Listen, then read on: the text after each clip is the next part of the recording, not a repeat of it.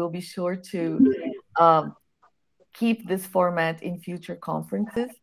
Um, it's a great pleasure to count on the partnership and participation of the British Council through the Skills for Prosperity program in Observatório da Língua Inglesa. And today we are honored to hold this roundtable on data in education, making research-based decisions.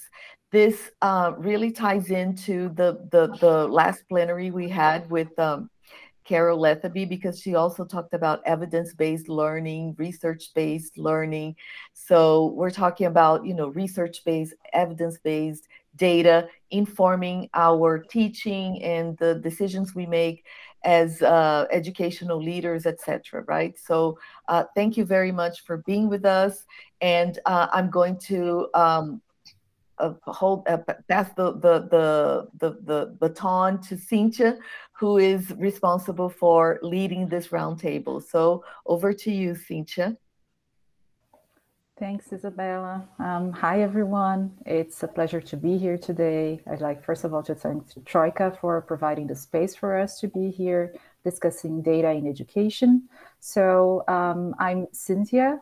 I'm the head of English at the British Council in Brazil.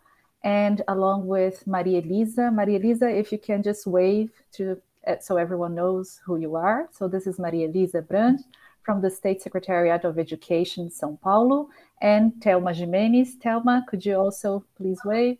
So this is Thelma Jimenez from the State University of Londrina, and we're presenting today and discussing how data in education can and should support an evidence-based approach to decision-making. So in our case, we are talking about democratizing access to quality and more equitable English language learning and teaching in Brazil.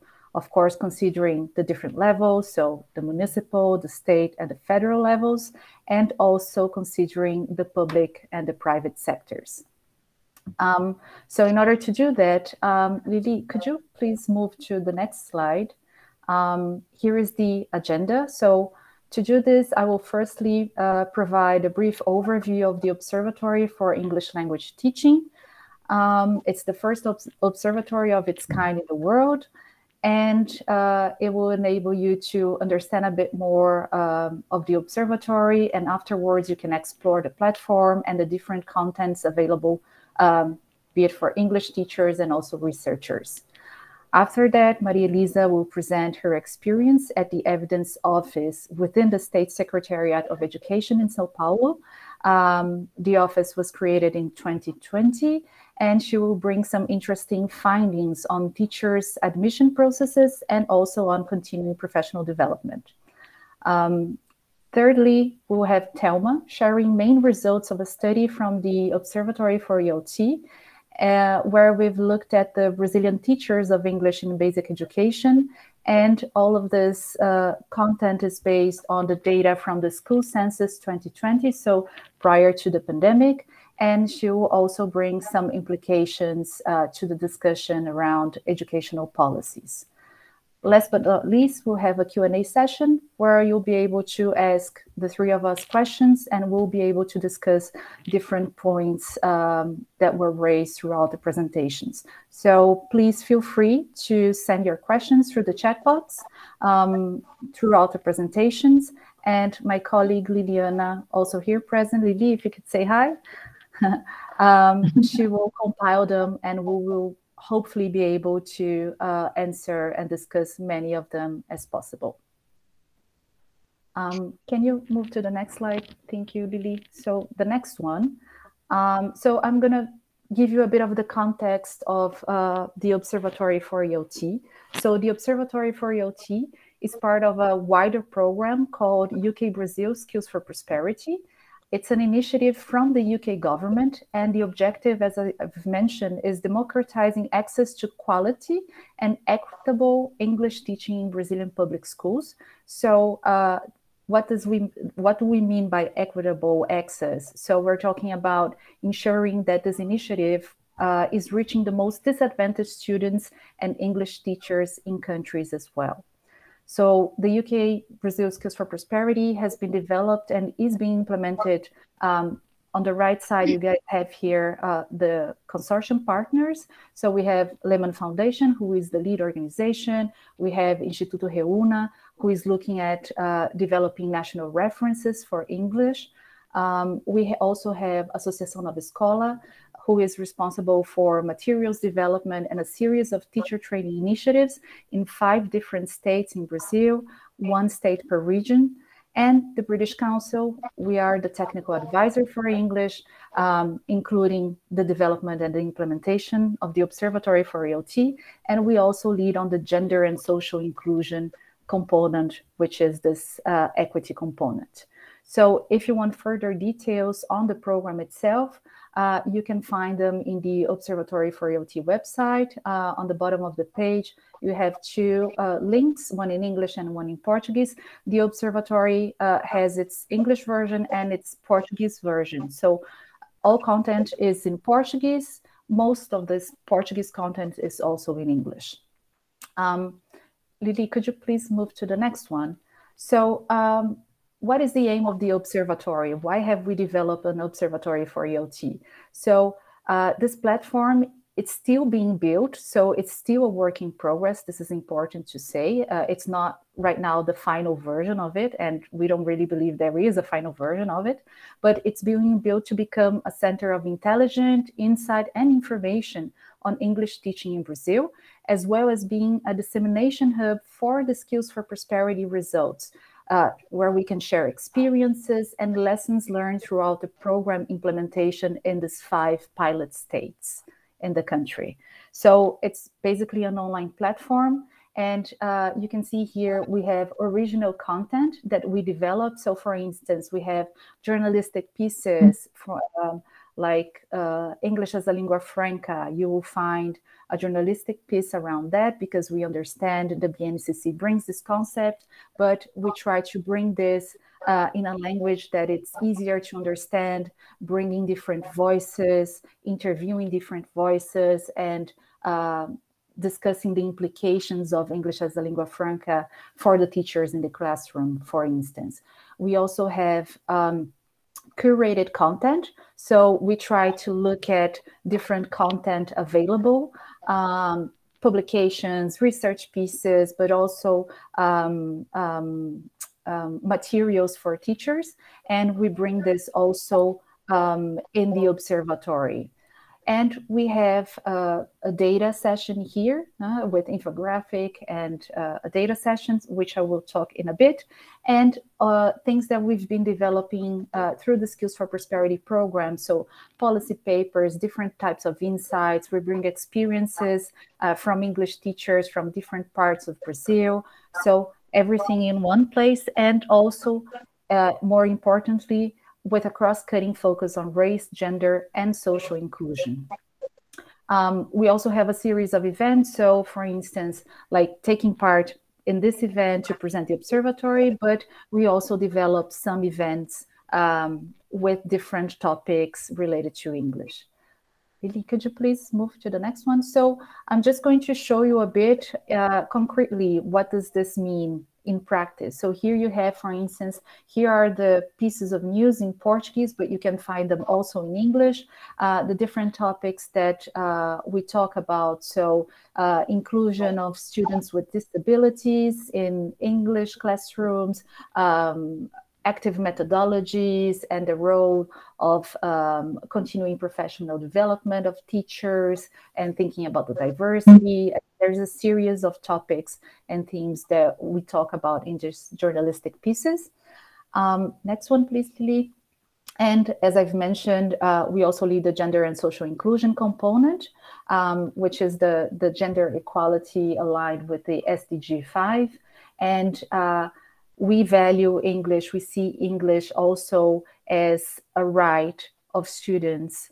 And we believe it's also a support in decreasing inequalities related to race, gender, and social inclusion. So we have, go back a little bit, Lily, please. So just for you to have an idea, aside from this component being cross-cutting in all of what we do, we also develop some specific initiatives. So you can find all of this in the Observatory for ELT, informations on events. So for instance, we developed a webinar on race, gender, and ELT, but also some workshops specifically for teachers, a series of workshops that we have developed to support this discussion and reflection. So we always have an agenda in terms of events that we plan. Next one, please, Lily. And also we have the data session. So around 2 weeks ago, we have launched the second version of the observatory with the data session. This content is not yet available in English, but you'll find this content in Portuguese. Hopefully in a bit, around in 1 or 2 weeks time, this content will be also available in English. So basically in this data session, we looked at the school census from 2020 and the higher education census from 2019. And we try to map out who are the Brazilian English teachers of English in basic education as a whole, and what are the qualifications they hold. So we want to understand who are these teachers of English in Brazil, and there are dashboards in the observatory where you can filter, for instance, if you need information at the national level or at state level or even at the municipal level, and you can find information from the public school system, so and also from the private school systems. There's like a lot of information you can find there. And we also wanted to understand who are this potential new generation of English teachers. So people who are undergoing an undergraduate study in the university right now to become potentially English teachers. Also from public or private institutions. So there's a whole range of data that you can find and explore in the observatory. Next one, Lily, please. So just for you to have an idea of some highlights of the data session, we're going to show a video right now.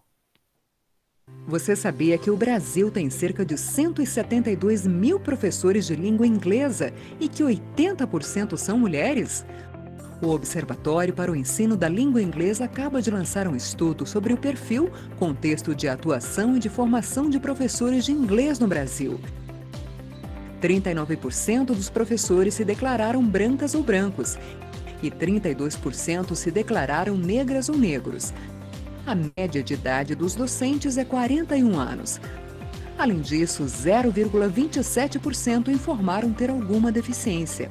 A oferta da língua inglesa chega a 985 mil turmas em todo o país, considerando redes públicas e privadas. O estudo também constatou que a formação docente é um dos pontos de atenção para alcançar a qualidade no ensino do idioma.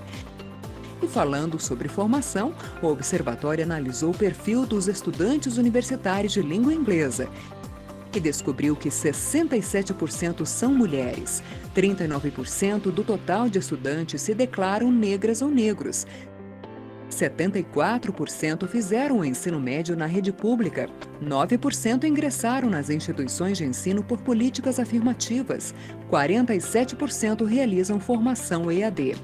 Estes são alguns dos dados do levantamento feito pelo Observatório para o Ensino da Língua Inglesa. Com conhecimento e informação sobre a realidade brasileira, é possível criar ações para fortalecer o ensino e aprendizagem do idioma. Veja o estudo completo em inglesnasescolas.org. And then finally, Lily, the next slide, please.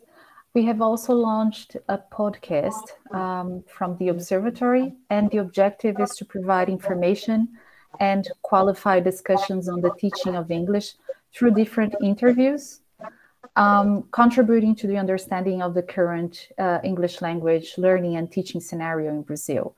So we have the first season already available in different platforms and also in the observatory website.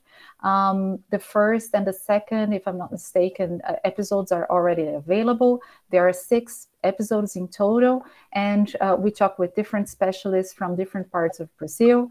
And among the topics discussed are, for instance, critical racial literacy in the classroom, the importance of assessment, English in the 21st century, English as a lingua franca, and EOT and the use of technology. So there's a lot of content there that you can find. So I encourage you to take some time, get to know the Observatory for EOT, and you'll find some very interesting content.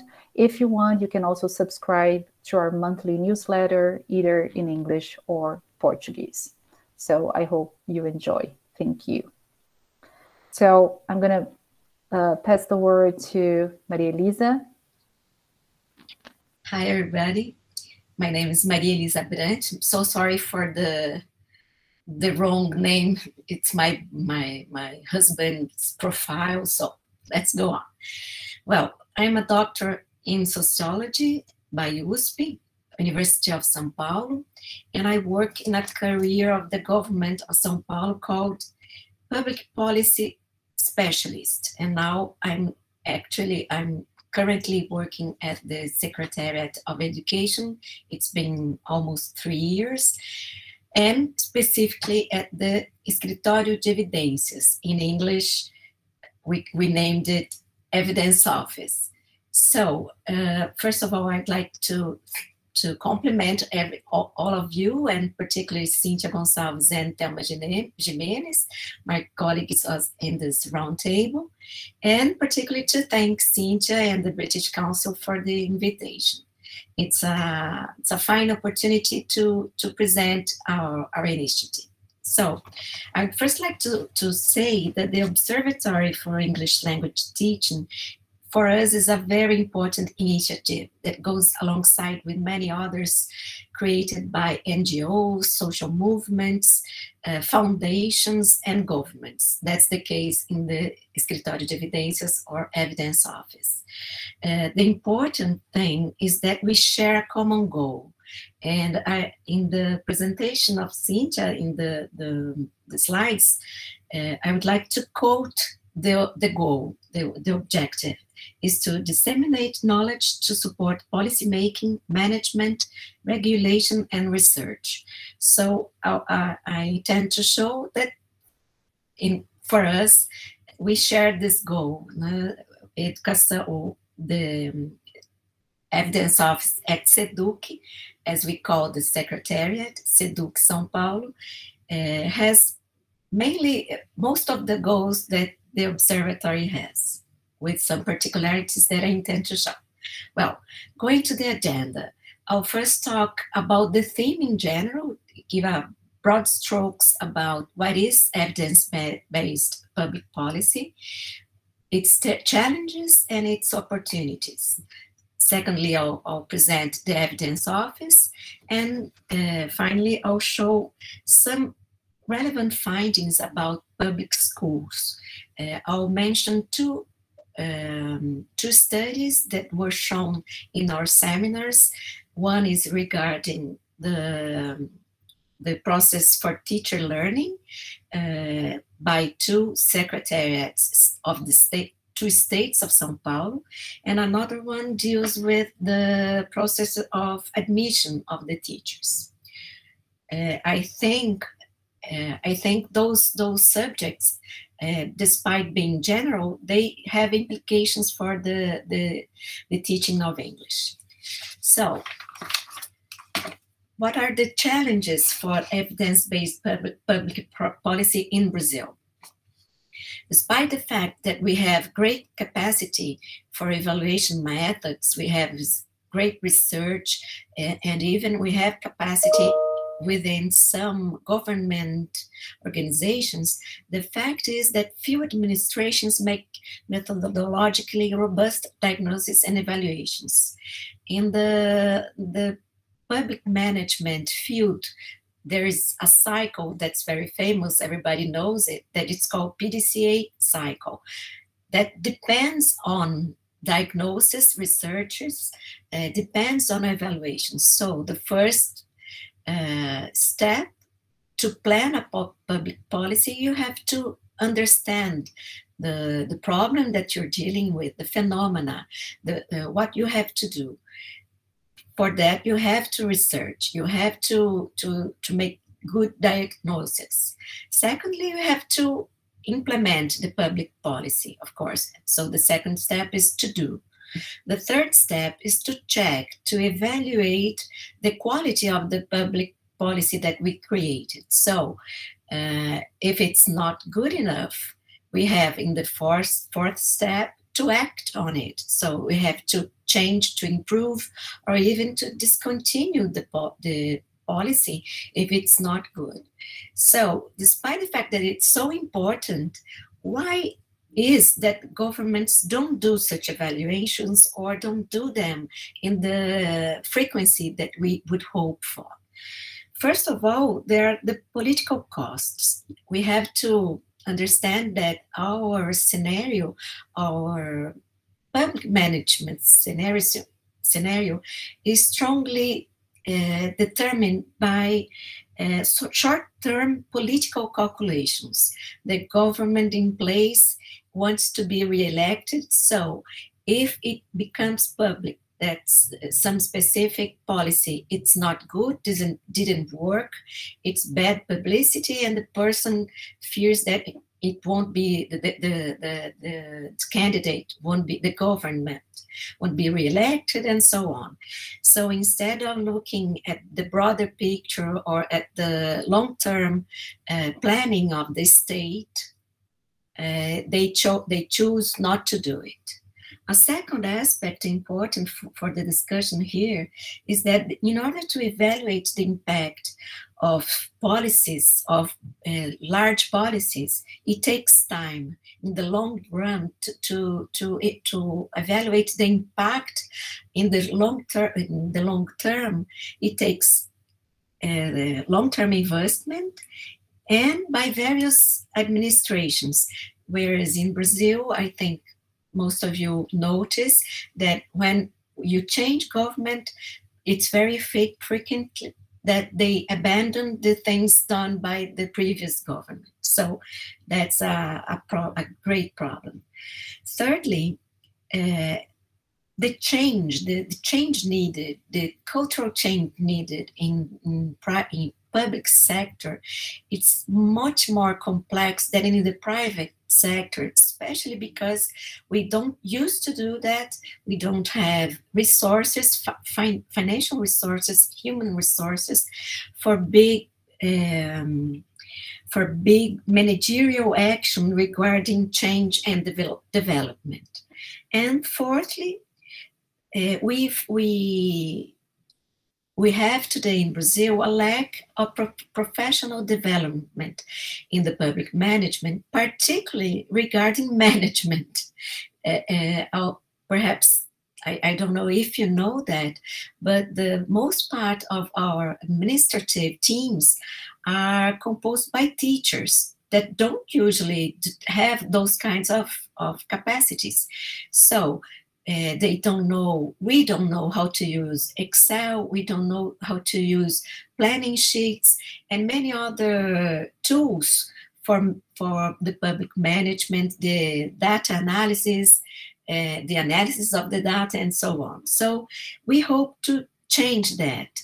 And the Evidence Office was created with view to these changes.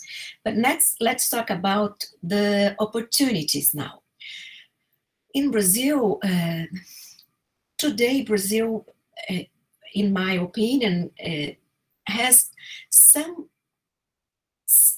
aspects of the scenario that are positive for this consolidation of evidence-based public policy. First, we have a process of democratization in the last decades that resulted in more social participation of the families, more awareness of the need for the public to control the public sector, to evaluate, to check, to fiscalize. Secondly, there were laws regarding the access to information, a Lei de Acesso à Informação in Portuguese. So it opened up a whole new picture for the public in general, researchers to be able to look for and to find the data, the information that they need to research. Thirdly, we have we have a third sector that's very supportive of research on education. I can mention lots of other examples. I would mention Instituto Unibanco, that has a very strong research center specific on education.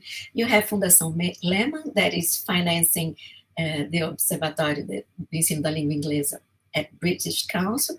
They finance very important research regarding our politics. And the third aspect is that the capacity for research Brazil has, where?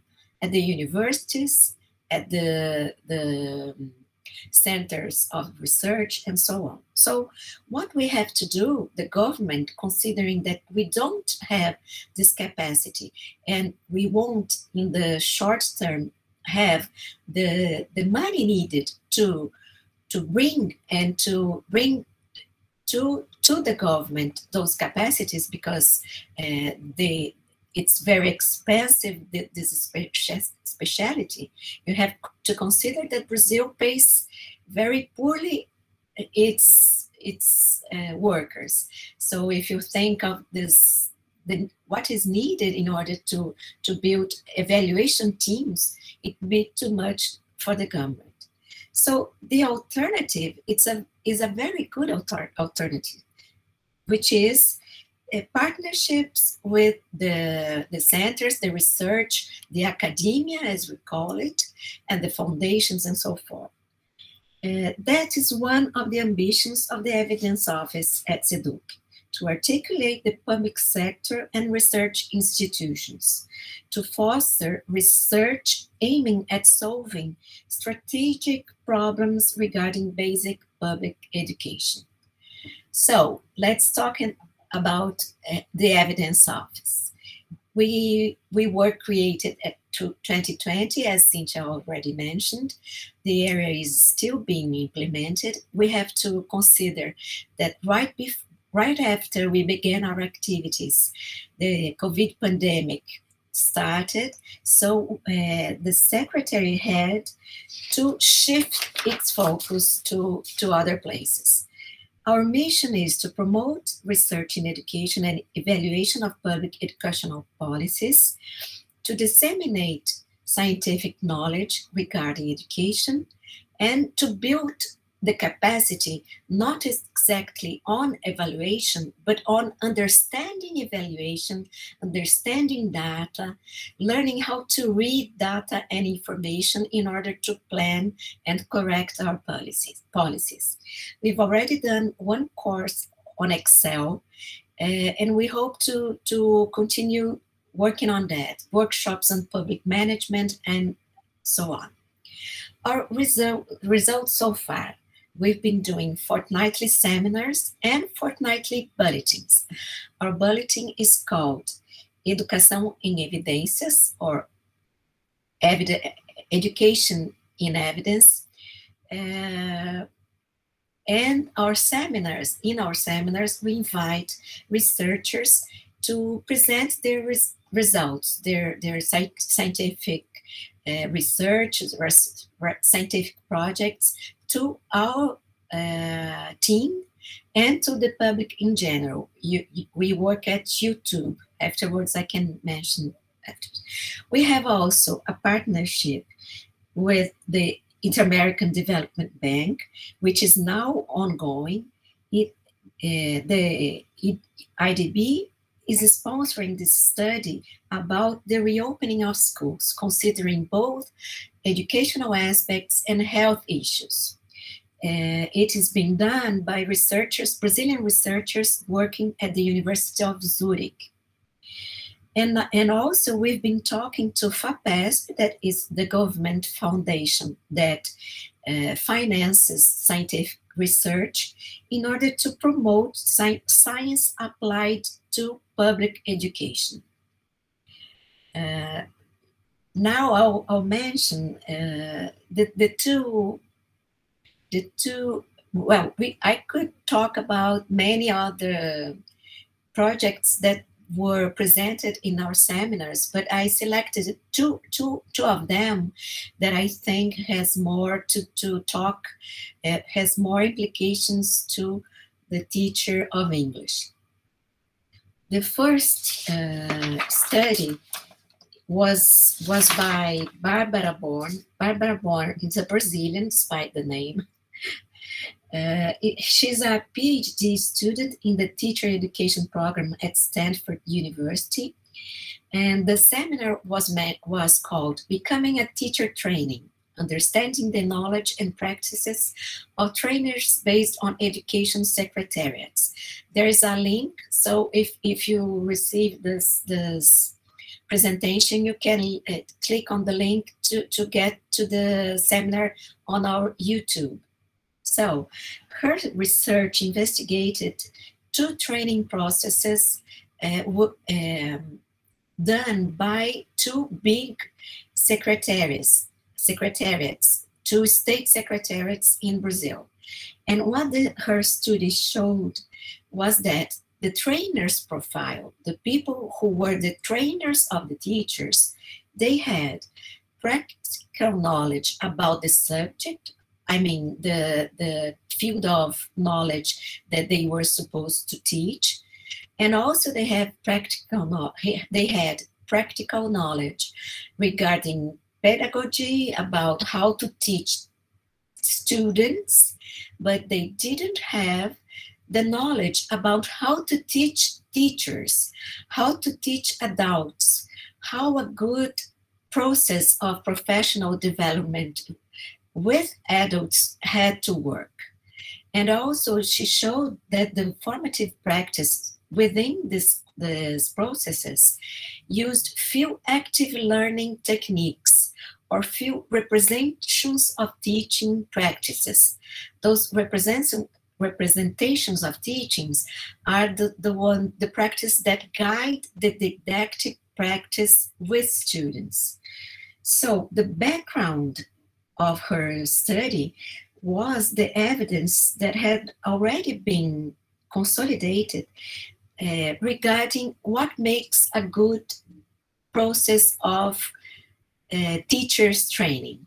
And we've already known by many studies around the world that in order to be good, those practices had to be practical, had to be cooperative, had to be about building together didactic practices with the students.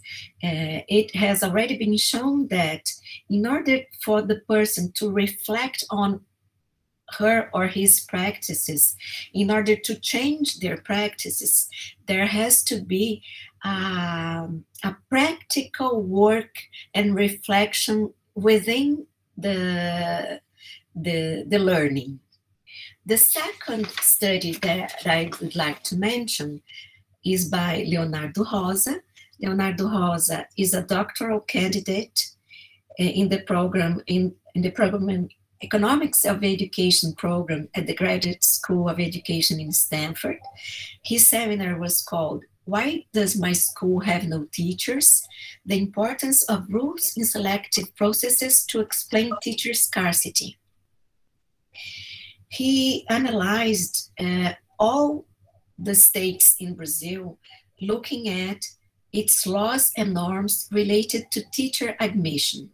And what his study showed was that requirements of the recruitment, the admission processes within the majority of the states referred only to academic qualification and were unable to verify teacher aptitude and other profile characteristics.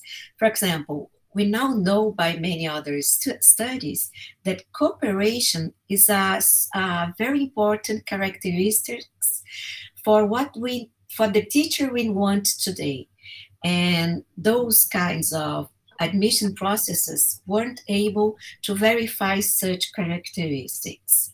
Another aspect that his studies showed was that in Brazil, the processes were highly centralized within the administration, the administration of the secretariats, and they did not involve schools and the school teams. Whereas in other countries, we have examples of just decentralized hiring, for example, in China and Russia. In those processes, even the schools participate in choosing their professionals. So what does it shows to Brazil? We have to consider the possibility of changing those processes, of including in them practical tests, the interview by school management team, and also we can devise processes in stages in which the central administration could play a role. The regional departments in São Paulo, we have 91 regional departments. It's a very big organization. So the regional departments could play a role, and finally the schools also. Why not consider that the management of the schools has a say in choosing its own professionals? Well, to sum up, it's the first time that educators and our professionals are getting in touch with such debates in an organized manner. I mean, with an initiative made by the Secretariat, not only by themselves as used to be. So we hope in the Evidence Office to contribute to the development of teachers and school teams as researchers of their own practices. And we also hope to instigate strategic reflection on educational policies that could bring innovation made by everybody in the Secretariat, beginning in the schools, coming to the central organs. Thank you very much. Here are our contacts. Feel free to write to us anytime. Thank you so much. Now, Thelma, I'll pass on to you. Thank you, Maria Elisa, for the wonderful presentation. Thank you also, Cynthia, for inviting me to be part of this panel. It's a great honor to be here, and I thank the organizers as well for putting together this roundtable, which is an opportunity for us to discuss this important initiative of the British Council with Skills for Prosperity program to offer quantitative data to support educational policies in Brazil. If you don't know me, I am a senior professor at the State University of Londrina, where I supervise studies on teacher education and English language teaching. I'm also a member of the steering group for the Skills for Prosperity program at the British Council with other colleagues.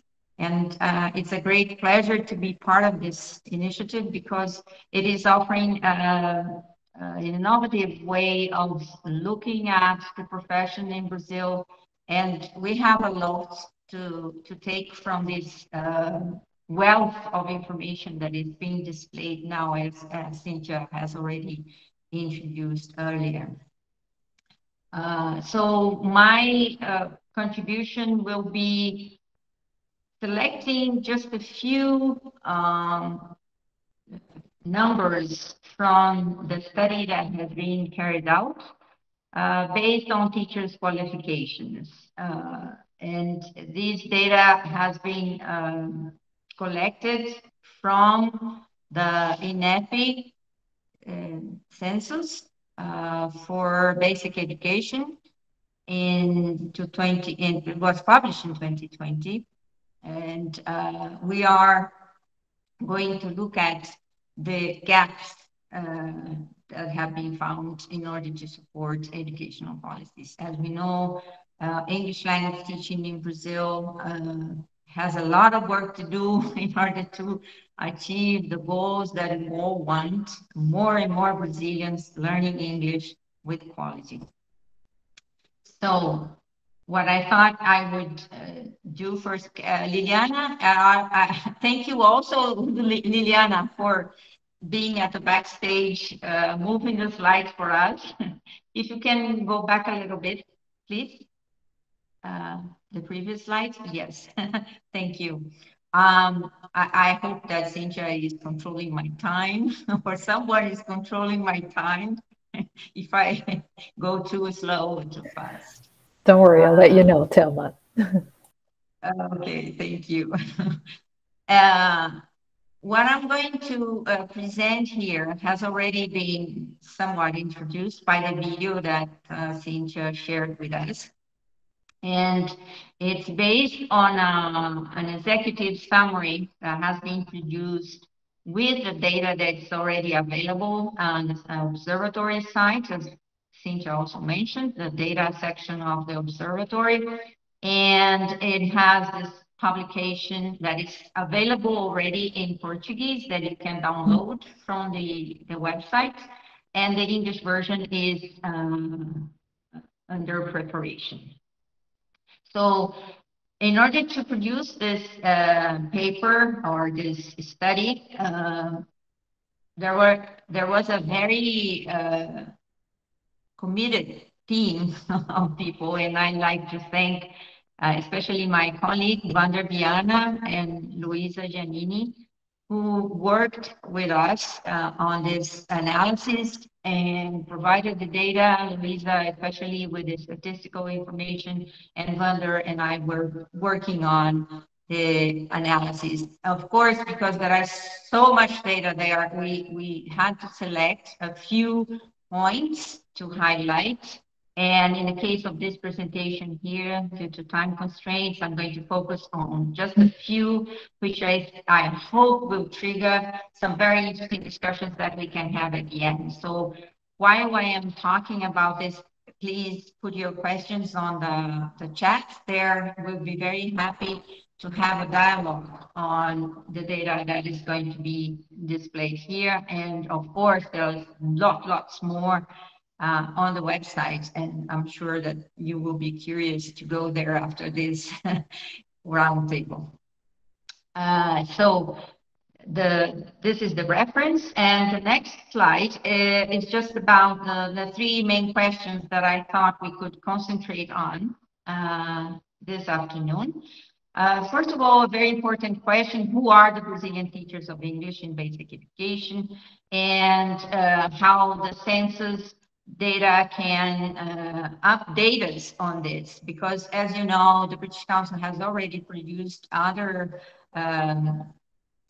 types of research focusing on the English language teaching in Brazil, and especially on teachers and their qualifications and so on.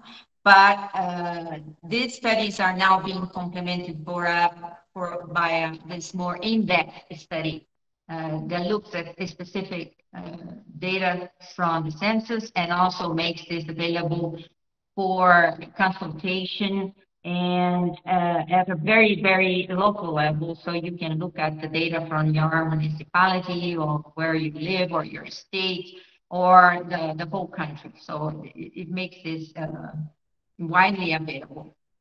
And the second question I'd like to present here is: what qualifications do the teachers hold? I think this is a very key question for us, especially if we think of educational policies, because as we know, teachers play a very important role in education, especially in English language teaching, and their qualifications have direct impact on the learning that can happen, so the potential that the students may develop as a result of their interactions in the classroom. And the third one is, what are the implications of the census data for educational policies? And just a few ideas. Of course, we will have more time to discuss other ideas that you may have as well. Next, please. Okay.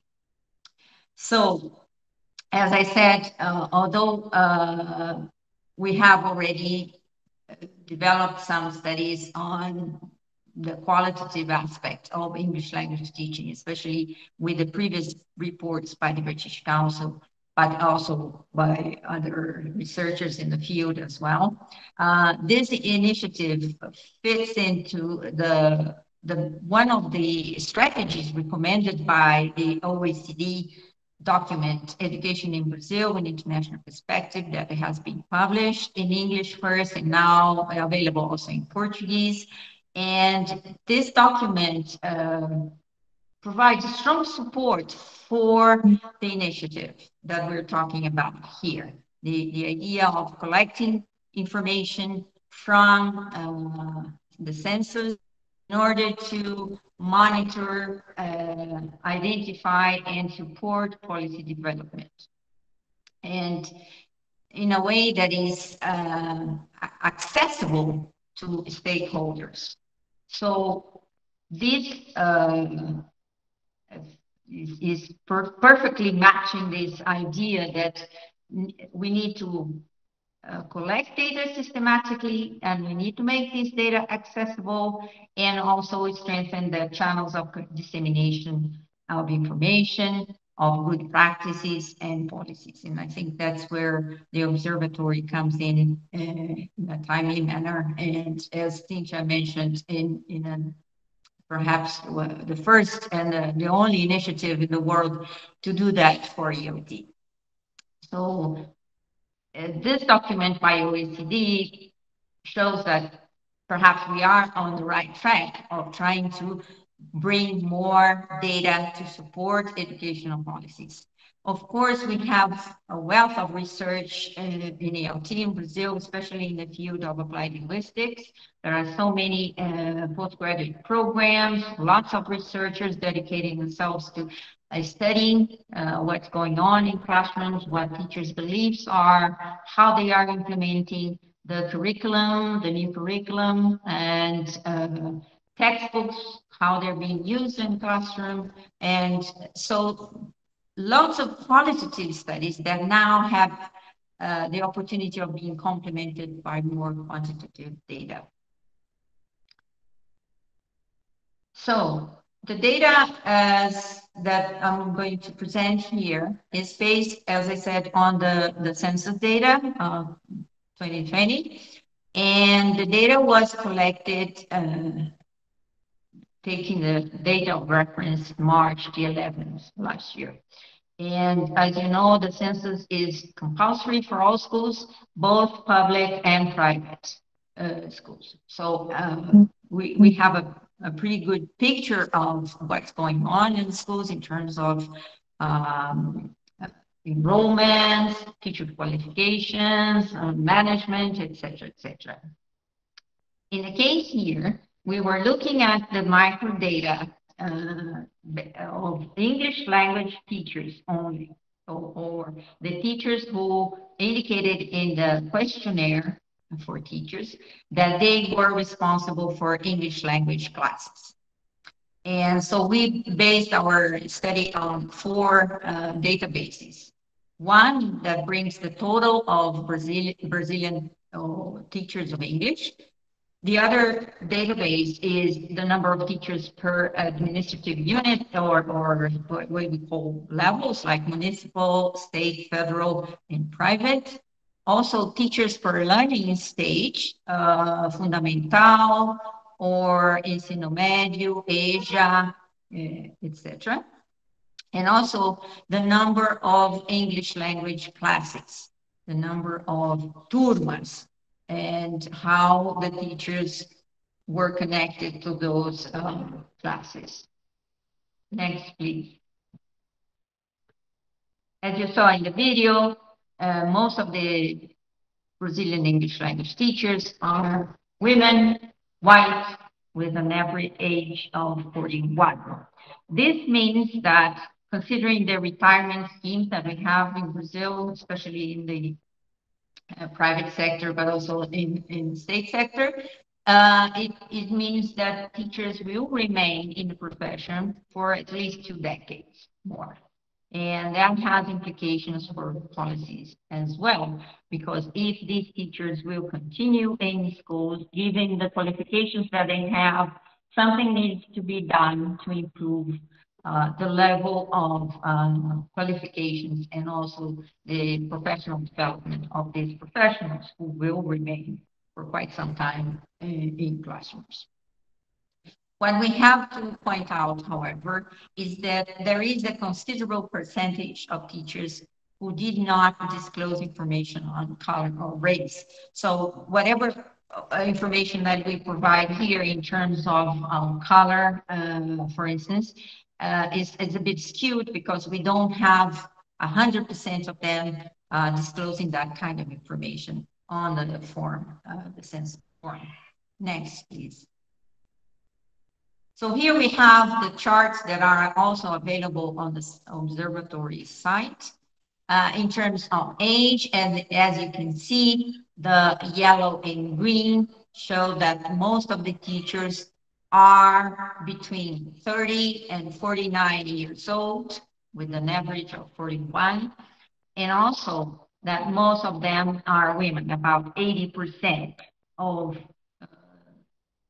the professionals in the field are women, with about 20% of men. It's interesting because when we consider that with the new generation, so to speak, of English language teachers, and look at the higher education census, we can see that this percentage is lower for women and a little bit bigger for men, which means that maybe there are more men now looking for courses in this area and probably willing to become teachers of English in the future. Next, please. So in terms of color or race, you can see that we have the majority of white, but as you can see as well in green, we have undisclosed information. So unless we have a lower number there of the greens of undisclosed information, we won't have a very clear picture of the color or race spectrum in Brazil. In terms of disabilities, most of the teachers reported not having disabilities, and those who did mentioned low vision and physical disabilities. In terms of education, it's quite worrying that we have a large percentage of teachers with the highest qualification, the high school or upper secondary level. So it means that we have still a long way to go to meet the legislation in terms of having all teachers with a higher education degree. I have a cat here, sorry. We also have a large percentage of teachers with higher education degrees, and especially at postgrad level with specialization courses, which is a good indication. We have, in general, 83% of the teachers with higher education, and more than that with and about 40 something with specialization levels. Master's and doctorate degrees are found mainly in the federal system, and it's understandable that it's so, because this is the federal system that hires most teachers with postgraduate degrees. We can talk more about that in the discussion session. So, as I said, we have white female and male teachers presenting higher percentage than mixed and black female and male teachers. And that means that we still have a disproportion of distribution of color race among English language teachers in Brazil that does not match the demographics of the country. And as I said, among women, whites are the majority, but again, we need to look at the undisclosed information. Among men, there is a slightly larger number of mixed and black, but it is just a small difference, not very significant. And the information about disabilities I have already referred to. Next, please. Now, in terms of teachers' qualifications, the census divides the qualifications under 5 categories. They call group 1, 2, 3, 4, and 5. In our study, because we were interested in looking in detail at the qualifications of teachers, and in order to provide recommendations for policies, we decided that we would need to fine-tune a little bit more, especially groups 3 and 2, because we would like to see to what extent the English component was part of this education or not. So in group 1, by the census, it means that you have to have a degree that is equal to the subject that you teach.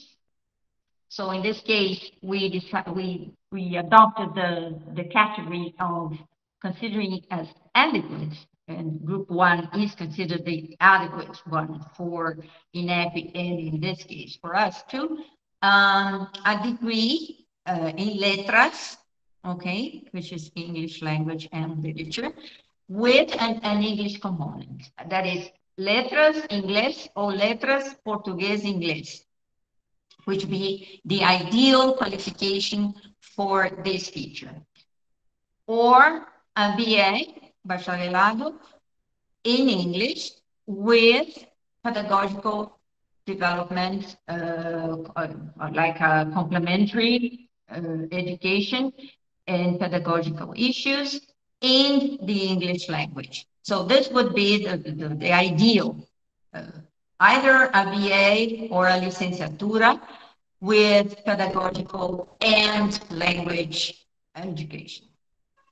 In group 2, we had the semi-adequate, that is, you have a BA in letras, English, and but you don't have the pedagogical complementation. And or you have a complementation or a continuing pedagogical education in an area that's not English. And group 3, we divided into 2 inadequate. 1, that is, if you have a degree in letras but without English, could be, for instance, in French, and or a bachelor's degree in letras without English, and continuing pedagogical education in any area. So you could have complementação pedagógica, as we call it, in any area. Inadequate 2 is for someone who has a degree in any other subject of the curriculum that's not English, or a BA in letras without pedagogical education, just a BA in letras. And group 4 is inadequate 3. It's a higher education degree in any other area not covered in the previous initiatives. That is, I have a degree in engineering, for instance, and I am teaching English. Group 5 is any teacher without a higher education degree.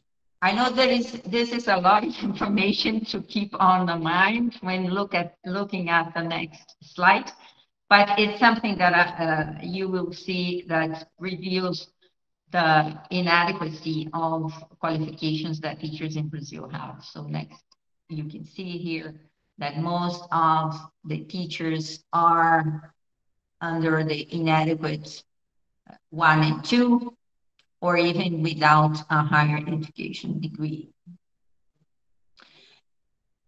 This is not to say that the teachers'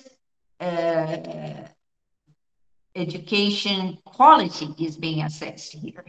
We're just looking at the match between the degree and the course or subject that is being taught in the school.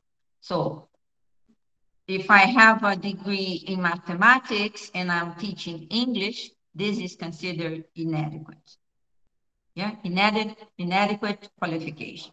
If I have a degree in letras inglés and I'm teaching English, this is considered adequate. So it means it doesn't say anything about the proficiency of the teacher or anything like that. It's just the match between the degree the person holds and the subject they teach. Now, if we look at the same adequacy issue in terms of the different levels, we can see that the federal schools or federal institutes have a larger percentage of adequate teachers or professionals who have the adequate degrees for the subjects they teach, and the municipal level is the one that has fewer teachers with adequate qualifications.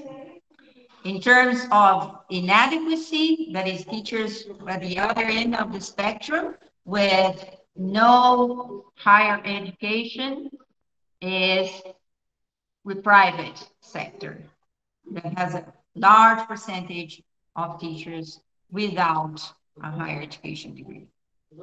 In terms of the learning stages, we can see that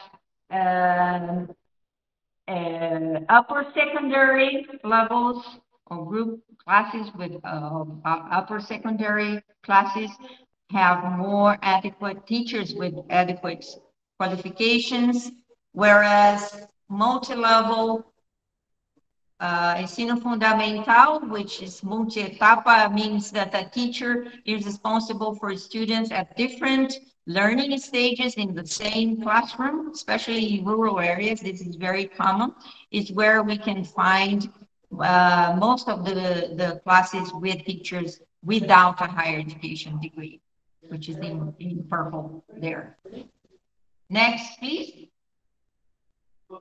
We also try to look at another aspect of teachers' qualifications, is to what extent they have attended courses in areas that are related to ethnic and racial issues, or in sexual diversity. The first chart here shows that very, very few teachers reported having education in these areas. So in terms of the first one, the racial and ethnic issues, we have no's are the blue, and yes, the red line there. And very, very few, less than 1% of the teachers reporting having attended courses on these themes, which means that we have, again, a long way to go in order to provide this kind of education for teachers to be able to deal with important issues that are highlighted by the Skills for Prosperity program. And the chart here shows that most of the women take these courses, especially in the state sector and then municipal sector, and fewer in the private sector. So the thin line there coming from the feminine side means that fewer women in the private sector are taking these courses. And the yellow one is for male teachers. And you can see again that it's a very, very thin, even thinner line with the private sector, which means that we have to pay attention to these data in order to be able to match the expectation that teachers would have proper qualifications to deal with these issues in the classroom. The other one is about sexual diversity. And again, we can see the repeat of the pattern, more teachers reporting not having that kind of education. And also, and we mean by education here is continuing teacher education programs with more than 80 hours, which is what INEP considers for this item in the questionnaire. Again, we can see that women, this is of course expected that women, since they are the majority, would show thicker lines here. So again, state schools, municipal schools, and private sector coming last in terms of having teachers with that kind of qualification. Next, please. Finally, the implications. You probably have already thought of many implications why these numbers were presented. One, of course, is how urgent it is to create teacher education opportunities in order to meet the necessary levels that we would consider adequate for the qualifications of teachers, especially at primary education, multi-stage and early years. And we can also notice that in the last census, there is a high number of classes being taught in English at early years, so that is years 1 to 5, anos iniciais do ensino fundamental, which is not compulsory according to the legislation, but still is a trend that is growing in Brazil and that is demanding a lot of teachers in order to cope with this demand. Also, continuing developing programs on themes such as ethnic and racial issues and sexual diversity in order to provide more inclusive perspectives in basic education are needed, that we need more of these programs. Of course, given the size of Brazil and as you can see from the numbers, that the challenge is huge. We have to consider all possibilities depending on the scale that you want to achieve. At a national level, perhaps it would make sense to incorporate some form of distance education programs in order to be able to cater for more teachers to be able to develop their capacities and their competencies in the English language. But also at a local level, it may make more sense, for instance, for municipal schools to organize more in-person programs with local institutions, as Maria Elisa has said, with partnerships with NGOs or other institutions that might have an interest in promoting better quality in EOT. The third point is we have to pay attention to the different contexts of English language teaching with perhaps some reorganization of the teachers' assignments according to their qualifications. Because if I am a teacher of mathematics, it doesn't make sense to give me a class in English, to teach English. We would need to reorganize the system as much as we can in order to be able to put the right teacher at the right place. And fourth, improvement in these teachers' hiring procedures. And Maria Elisa has already mentioned some possibilities, and constant monitoring of the census data to make sure that progress is being made. Now, with the observatory that you can look at the data from your own municipality, it may be easier for other actors also exercise some sort of social control of these numbers and perhaps interact with local governments or state governments or even national governments in order to help them think about possibilities and alternatives to make this improvement possible. What we need is also to look at the teachers' workload and teachers' working conditions. In our study, we also looked at that, and we didn't present it here, but also you can find this data in on the website.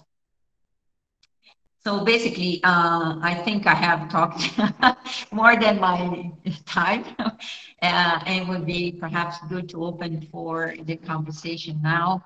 But before that, I just want to make sure that we know about the next slide. I don't know if Cynthia, you're going to talk about LIFT, which is a possibility for teachers to also improve their language proficiency in English.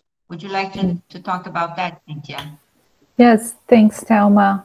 Very briefly, so if you know teachers who need to improve their language skills, within the Skills for Prosperity program, Nova Escola has just launched the LIFT program, so it's language improvement for teachers specifically.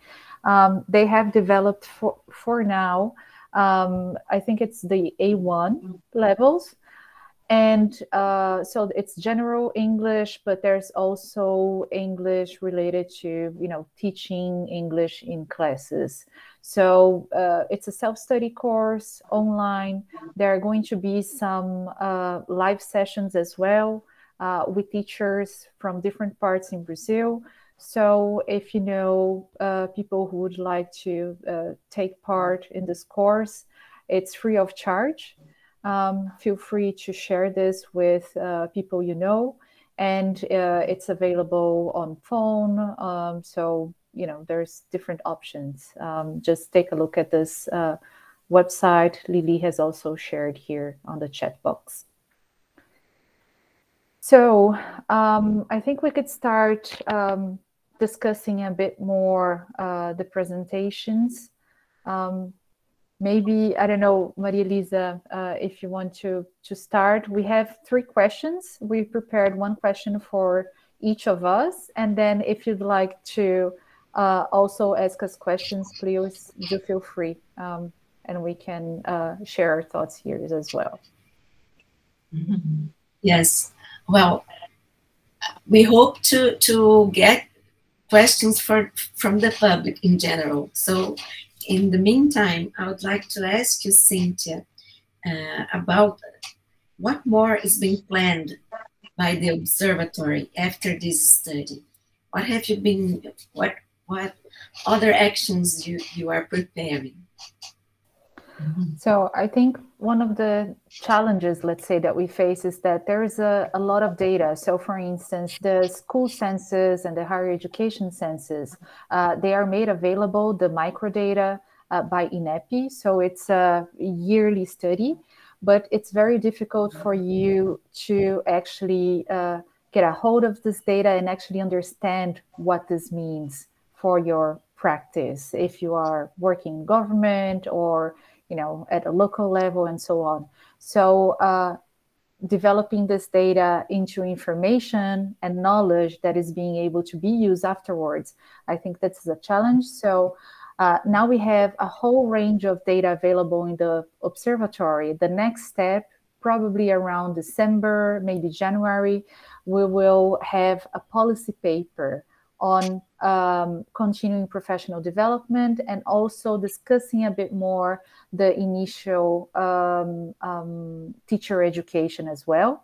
So Thelma and Vander Viana, who were the English specialists working with analyzing the data, they are now working on a policy paper because we want to provide recommendations for policymakers. So if we really want to improve the quality and, you know, provide more access to quality English language learning and teaching in country, we do need to reflect upon how can we do this through this data. So if we know teachers don't have the qualifications needed, or at least, you know, how INEP defines that they need to have this qualification because it's also part of the law. So what do governments have to do in order to tackle this challenge? Does it mean that we provide continuing professional development and we support these teachers today in acquiring the knowledge they need so they are able to, have the degree they need? But at the same time, how can we foster students, undergraduate students, to become teachers? I think this is not exclusively for the English teaching profession, but we know that the teaching profession is not necessarily valued as much as we'd like. So we see that young people they don't necessarily want to become teachers. So there's a lot of things that we can discuss here. And I think it's interesting to point out that this is not only for the public school system.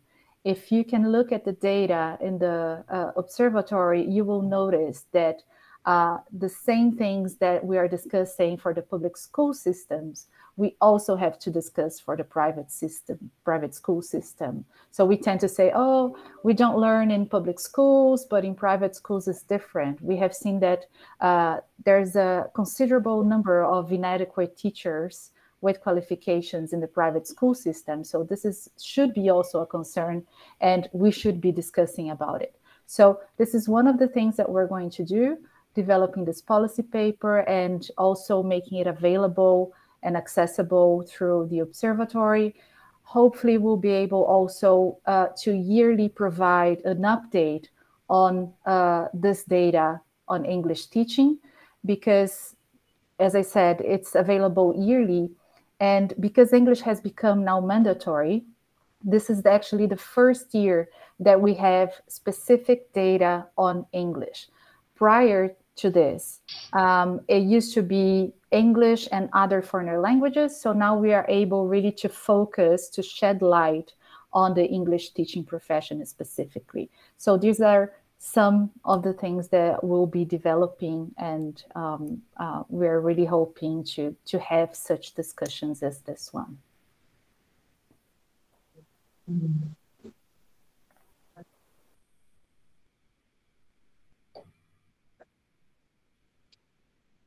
Can I ask a question to Maria Elisa? Sure. Of course, Stella. Go ahead. I don't see the chat, so I don't know if there are too many questions there, but Maria Elisa, I'm curious to know to what extent your office deals with the adequacy of teachers when hiring teachers for the state of São Paulo. How is that taken into account in your hiring procedures or recruitment of teachers?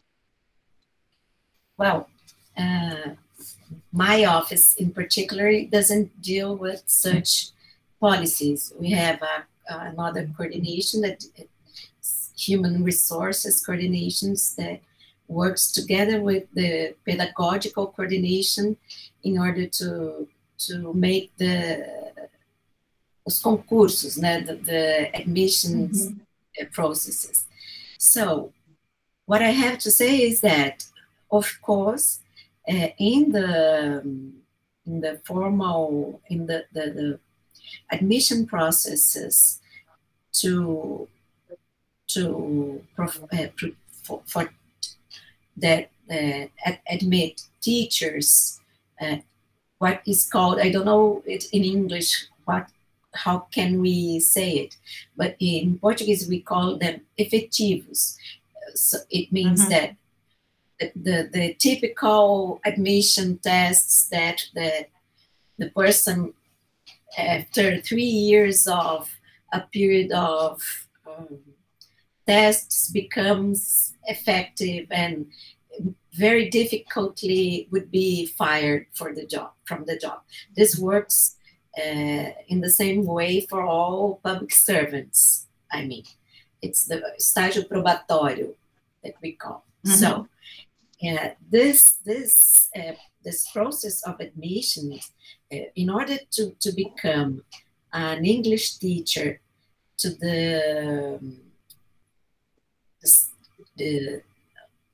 Anos Fundamentais 2, that means the 6th to the 9th year of the schooling, you have to have licenciatura em letras with habilitation in English.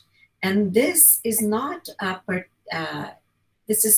request made from, it's not the public sector that demands such things. It could demand the diploma specifically in English if the graduate courses had them. But the fact is that it's common that you have a general formation and an habilitation in English, habilitation in Spanish, and so on. So I think the problem begins there and not with us particularly. But the second part of the argument is that despite the fact that the formal processes request a good profile, a good formal education from the candidate, the fact is that there has been few process of admissions. The last one in this group of PEB2 that is called Basic Education Teacher for the second cycle was in 2013. So this means that since then, whenever someone, there's been lots of retirements due to the change in the policy of retirement, and there has been no admission. And what's the alternative?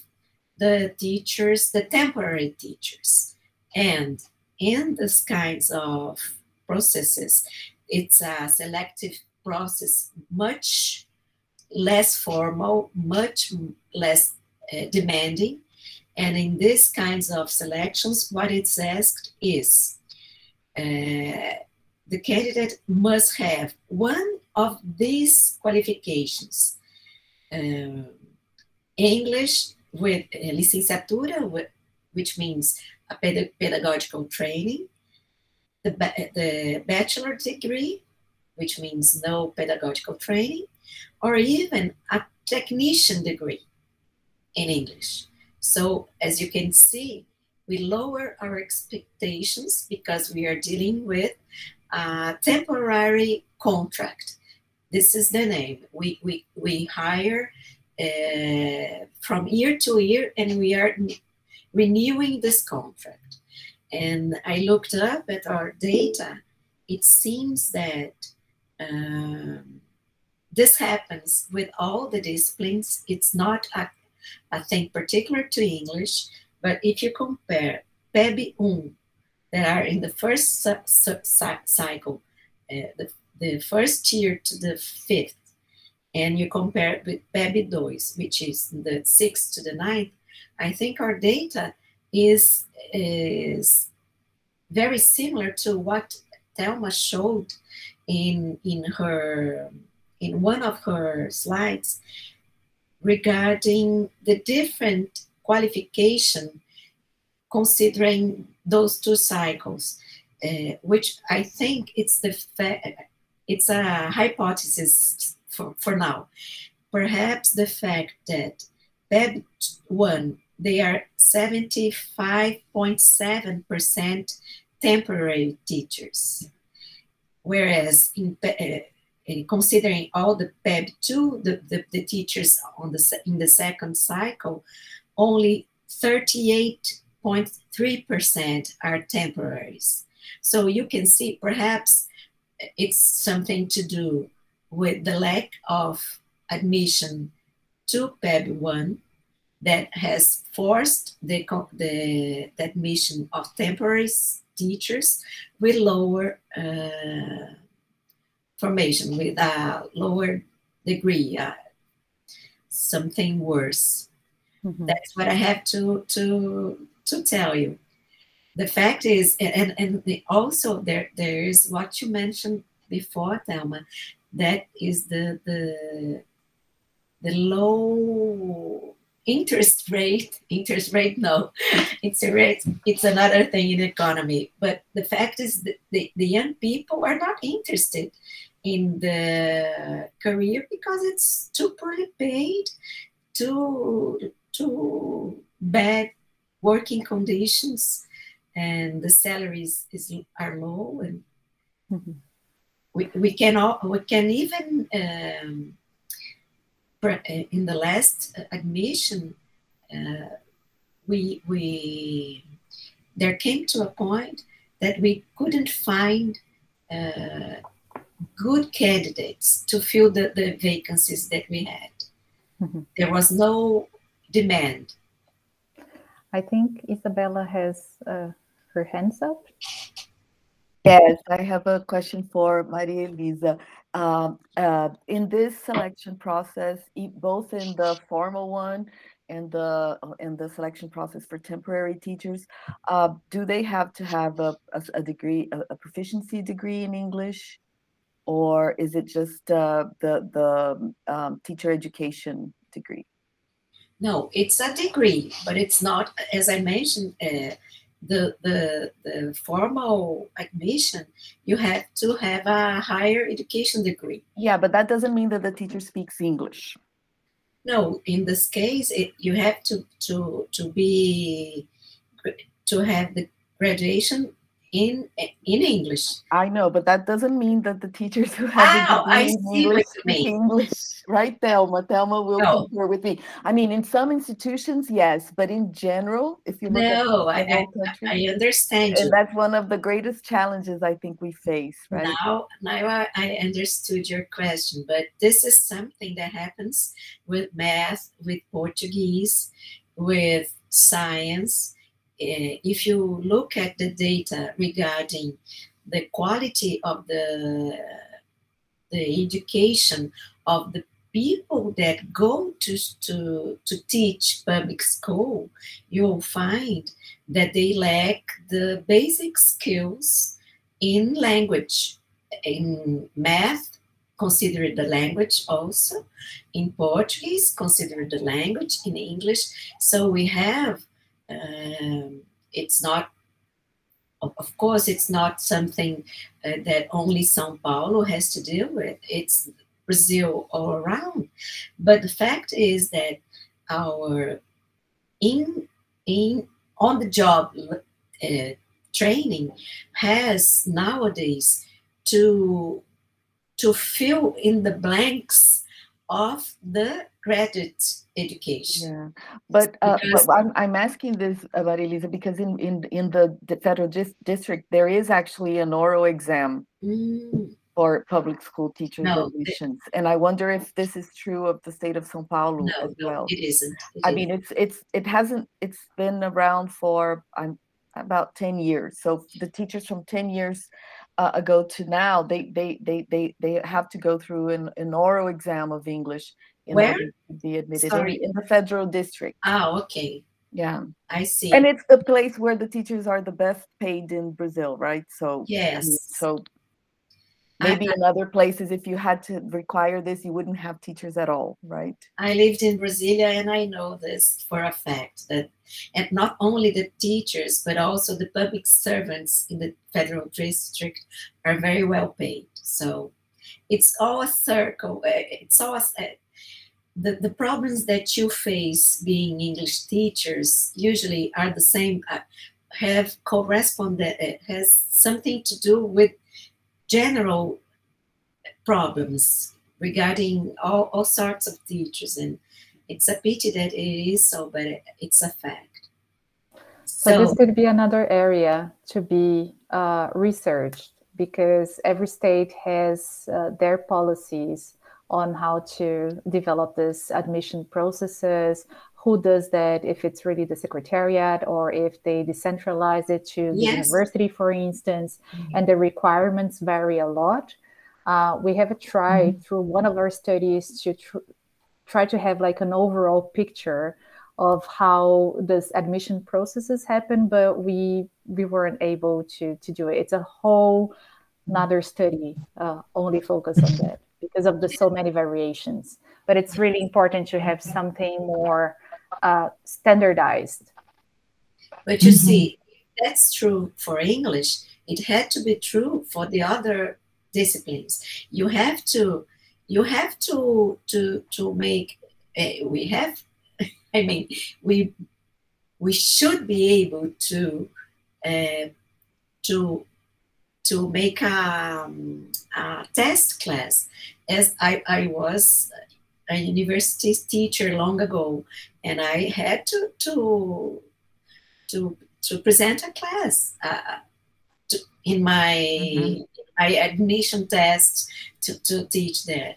And that goes for English, for Portuguese, and for many other things. I understand the particularity of the pronunciation and but if you consider that our Portuguese, or our teachers of Portuguese language aren't able to interpret a text and to work with coherence within a text, they're not able to do so. So how can they teach that capacity, that skill, if they themselves didn't learn that? So, well, let's ask to, there's someone, Leticia Moraes. Oh. Yes, it's a follow-up question, in fact, related to what we've been discussing. Because we have this situation, so universities don't prepare teachers in terms of language, in terms of the matter, the content matter they need to teach. And the public sector also doesn't test that before hiring. But do you think that if we implemented something like that, we would encourage a better qualification or discourage even more teachers to try to join the public sector? That's a very good question. Let me think a little bit. That's a good question, because the fact is, if you consider, there are some studies, many studies, that look to understand the profile of the teacher in the public school. And as we are seeing in the last decade, what happened was the increase of the numbers of private university courses that have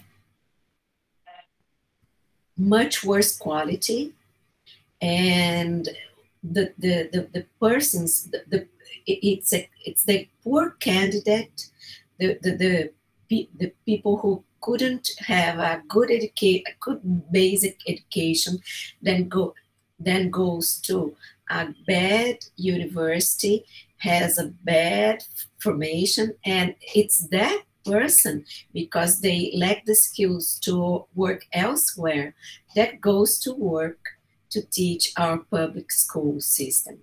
It's a shame to say such a thing, but it's the truth. So, considering what you said, I think in the long run it would be a good idea. It would work out. I am a believer. I'm a believer, like the song, because I believe that in sometimes, I think, in not a long time, the public sector would increase the payment, would increase the salaries. They have to do so. And I work at the government. I know the laws, the fiscal responsibility law that constrains governments not to pay better because of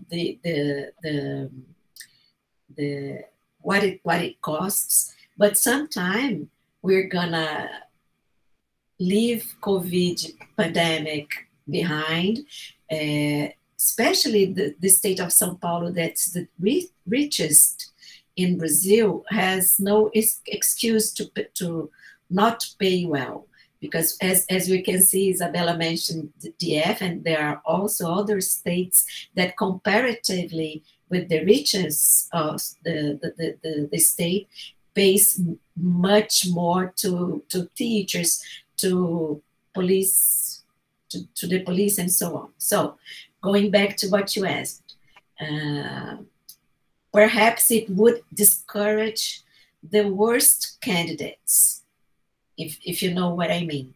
The people who perhaps not willing to teach end up teaching, that's the person who would be discouraged in my point of view, because it's also to teach it demands many characteristics, as I tried to be one and I wasn't a good one, because I lacked some of the skills of the passion needed.